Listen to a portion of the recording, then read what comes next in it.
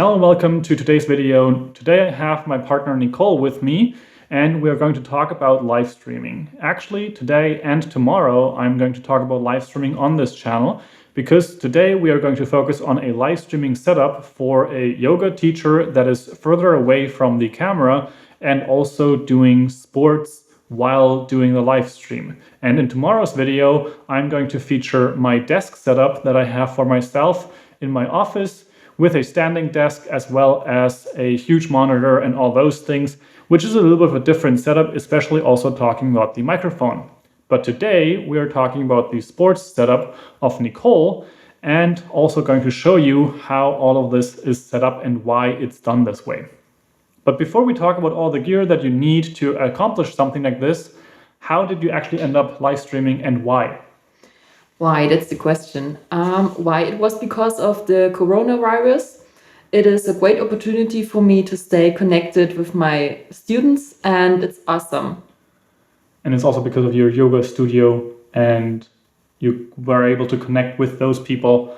They were able to have classes with you. Yes. Yeah. So the corona crisis was one of the driving forces behind all of this, which actually was something that a lot of people did, and a lot of people started live streaming in some capacity. However, many actually used Zoom and did paid courses, and Nicole actually chose a different route. So I chose to use YouTube, Twitch, Facebook, and Instagram for my live videos, and also I started to do more videos for my online yoga studio, and yeah, it came out. It is a great thing to stay connected with my people here in Hove, and also with people around the world, stay connected with my friends and especially with my mother. And she has now the opportunity to do yoga with me, and that's great. So actually using the crisis to have something completely new come out of it and build something completely new and not just make do with what you had to do, but actually it's something that also sticked around because it's also happening now still, even though the yoga studio is back open and you can actually teach there again. Yeah. But having the connection with people that are not here, that was one of the great things that come out of it, so that you don't, online classes are something that people can visit, whether or not they are in the location where Nicole is or you are. But online classes is something that anyone can join in. And that's really one of the huge benefits that you don't really have to go anywhere. So now, having talked about live streaming during the corona crisis, how it all happened, how it came to be, let's start talking about the equipment that goes into it and the different choices that we made here together. One of the main difference probably is that the microphone that you choose for a yoga class is very different from a microphone that you would use if you are in front of the camera at all times during the live stream.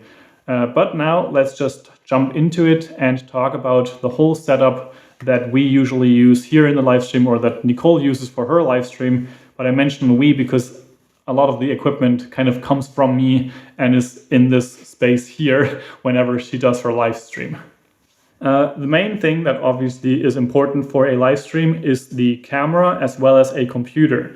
You have multiple choices here, but what I had around was the Canon EOS R, in this case with the 24-105 f4 lens, as well as a power connection so that the camera does not shut off in between. And then we also had a computer.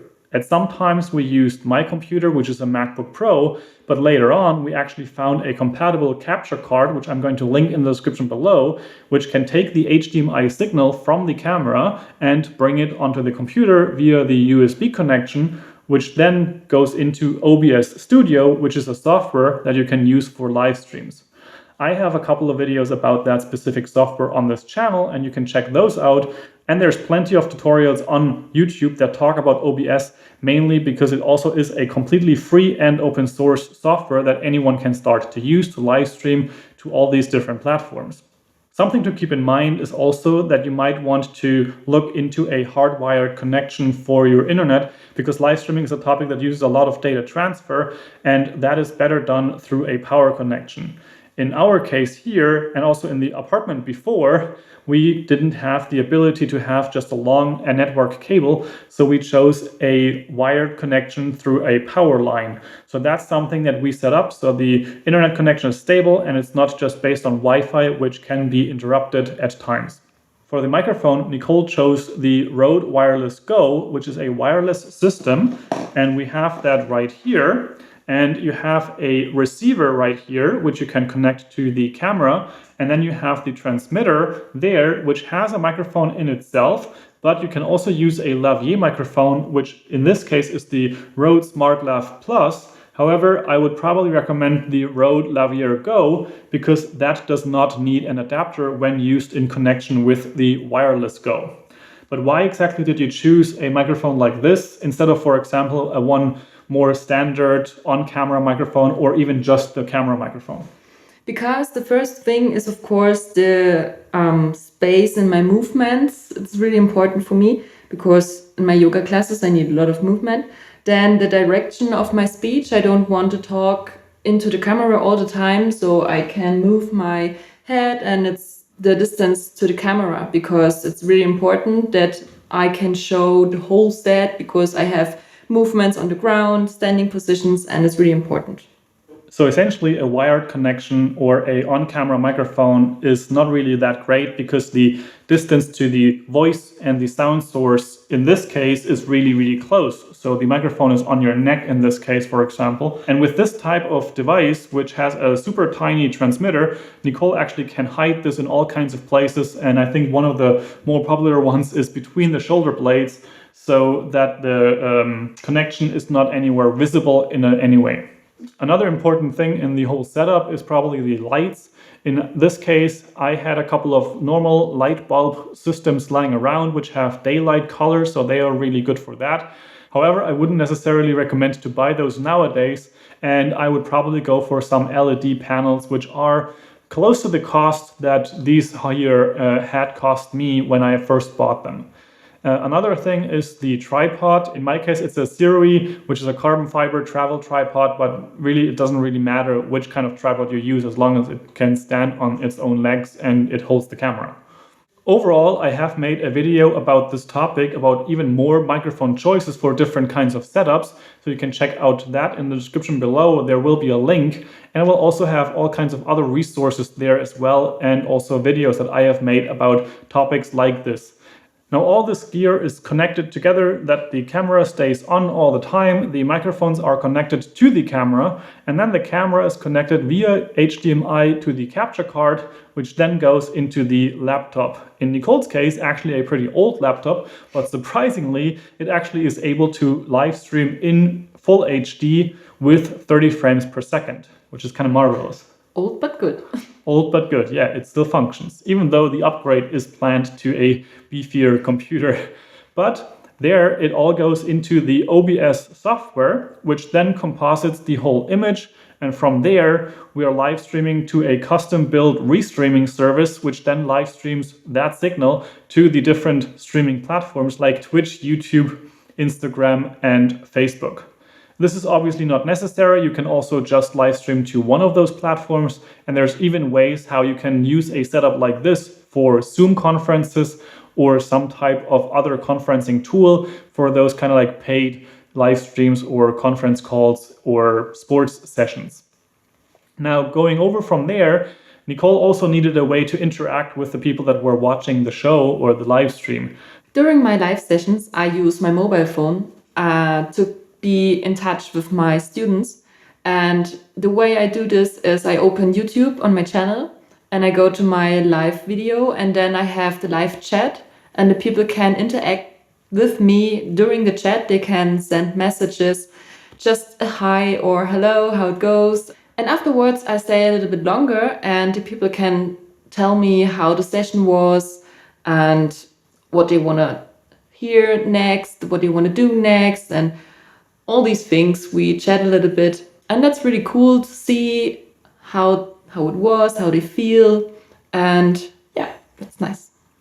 And that's a little bit of a different thing than, for example, for a Zoom call where people can already have an interaction with them being on camera as well as the teacher. However, in this live streaming setup, you have the chance to even still connect with the people that are watching in the comment section or the live chat section. With a Zoom call, obviously, you have a different capability. You can see your participants. So there's a benefit in that. However, with a live stream, you can reach much, much more people because it can just be anyone that is discovering you, and then also finding the other content, in this case, YouTube, the YouTube channel that Nicole also produces and has videos on. And of course, there's a little bit a delay between my live time here and the video on YouTube, but it's not that bad. So we can have an interaction, and that's cool anyway. And specifically for YouTube, we also set the live stream to be in the ultra fast connection, which kind of means that that delay between the chat message and the video is actually minimized. However, that can be a little slow at times, but it's not really that bad that you can't really talk with each other in that way. Another great feature of YouTube specifically is that you can pre-plan those live sessions, so you can actually make those publicly available so that people can see, okay, in this case, Nicole is live streaming every Sunday, and for some time she was even live streaming 3 times per week. And then you can actually see that on the channel, when is the next one coming up. And then people there can also see how many people are waiting for the live stream to start once it's time for that. Now I want to talk about one more setup here, which is a little different, but it is also easier to start with. With the setup that we described now here, you need a computer, you need a microphone, you need a camera, you need a tripod, and all those things together cost a lot of money. Specifically with the EOS R, for example, you're about 2,000 euros or something, and then you have a computer and all those things. Now, how about just using your phone and a microphone? And that's exactly what Nicole also uses, and it's specifically something that she uses for the production of her videos. When you want to start making videos, it might not be the most sensible idea to invest in a huge set of equipment, especially with camera prices and those kind of things. However, many people nowadays already have a full HD capable camera or even 4K capable camera in their pocket, and that's their phone. So let's talk about how you can utilize your phone for live streams and video productions in this type of setup, specifically talking about a yoga teacher. First thing first, obviously you need your phone. Then you need a place to put your phone. So we have a little tripod right here. These tripods are kind of cheap. This one I think was something under 50. So it's around 20 bucks. So yeah, 20 euros with the holder and everything. And it even goes as high as I can stand, which is kind of remarkable actually. Then you have the phone. So you plug this in here. Then we need adapters, because microphones need adapters, because nowadays we only have the lightning port. And there you actually have 2 adapters. One is for the actual microphone to lightning port, and the other one is for charging your phone while you are also using the microphone. So we plug all those in there. And then we plug in the microphone, which again is the wireless Go, because of the reasons specified beforehand, which basically means that you can walk away from your setup and you still have the same audio as if you were right in front of the camera.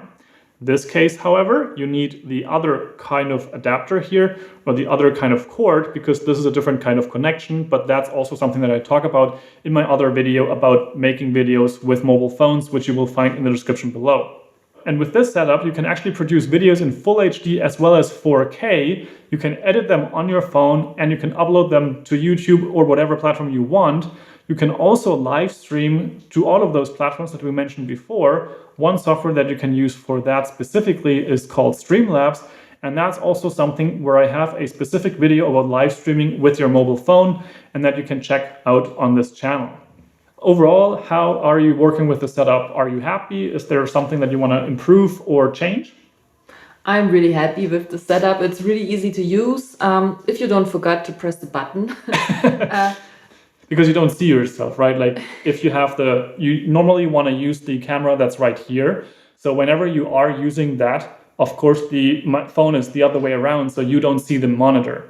And that basically means that you can do a whole session without recording. Yes. Has that ever happened? Yes. Yeah. Anyway, I'm really happy if every cable is connected and everything is working. It's a really cool setup. It's really easy to use and it's functional. It is making good work. I'm really happy with it. And lightweight. Yes, and lightweight. Which is kind of practical. So we have an easy setup that almost anyone has at home with the cords and the tripod and everything, not regarding the phone. This setup costs around 300 euros, which is also much, much more attainable than having to use a computer, camera and microphone and bigger tripod and all those things. So this is something that pretty much anyone can start with. So I hope this video was helpful for you to see how a yoga teacher would do a live stream and how that whole setup would look in two different kind of configurations and price points. If this video was helpful for you, please give it a like so that other people can find this video as well. You can leave a comment in the comment section down below with questions about the setup for me or for Nicole. And if you want to see more videos like this, as well as on other topics, you can subscribe to this channel. And if you want to see more of Nicole, you can subscribe to her channel, which is also going to be linked in the description below, where you will find a lot of German yoga videos, live streams every Sunday, also in German. However, she also has a playlist with English yoga classes, which has right now 1 yoga class in English. So if you want to look at that, or if you want to have more yoga classes from her in English, then you have to leave a comment on that video so that she's going to produce more about that. With that said, have a nice day, make it your life, and I will see you in the next one. Ciao, ciao.